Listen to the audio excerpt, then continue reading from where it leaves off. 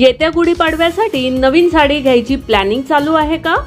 तर थांबा, कारण आजच्या या व्हिडिओमध्ये मी तुम्हाला दाखवणार आहे अशा 6 जबरदस्त साड्या ज्या सध्या खूपच फॅशनमध्ये आहेत आणि गुढीपाडव्याला तुम्हाला देतील एकदम रॉयल, एलिगंट आणि ट्रेंडी लुक.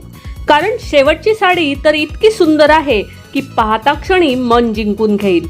नमस्कार, मनभर पैठणीमध्ये तुमचं खूप खूप स्वागत आहे. नंबर 1, पैठणी साडी. गुढीपाडवा आणि पैठणी हे कॉम्बिनेशन म्हणजे मराठी संस्कृतीची शान.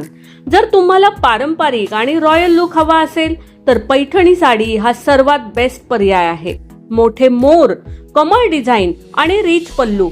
गुढीपाडव्याला पैठणी घातली की लुक आपोआप उठून दिसतो. नंबर 2, नारायणपेठ साडी. सध्या खूपच ट्रेंड मध्ये असलेली दुसरी साडी म्हणजे नारायणपेठ साडी. ही साडी हलकी, एलिगंट आणि पारंपरिक लुक देणारी आहे. गुढीपाडव्याची पूजा, हळदी कुंकू किंवा फॅमिली फंक्शन साठी ही साडी एकदम परफेक्ट वाटते. Number 3, Banarasi silk sari. जर तुम्हाला थोडा ग्रँड आणि रिच लुक हवा असेल तर बनारसी सिल्क साडी नक्की ट्राय करा. जरीचे सुंदर काम, रिच फिनिश आणि क्लासी डिझाईनमुळे ही साडी सध्या खूपच फॅशन मध्ये आहे. गुढीपाडव्यासाठी फोटो किंवा रील्स मध्ये ही साडी एकदम भारी दिसेल. Number 4, linen silk sari. Simple पण क्लासी लुक आवडत असेल तर लिनन सिल्क साडी तुमच्यासाठी बेस्ट आहे. ही साडी खूपच हलकी, कम्फर्टेबल आणि एलिगंट दिसते. सध्या मिनिमल आणि सॉफ्ट रॉयल लुक साठी लिनन सिल्कला महिलांची मोठी पसंती मिळते. नंबर 5, बांधणी साडी. कलरफुल, फेस्टिव्ह आणि एकदम आकर्षक लुक हवा असेल तर बांधणी साडीला नक्की हो म्हणा. गुढीपाडव्याच्या उत्साही वातावरणात बांधणी साडीचे ब्राईट रंग खूपच सुंदर दिसतील.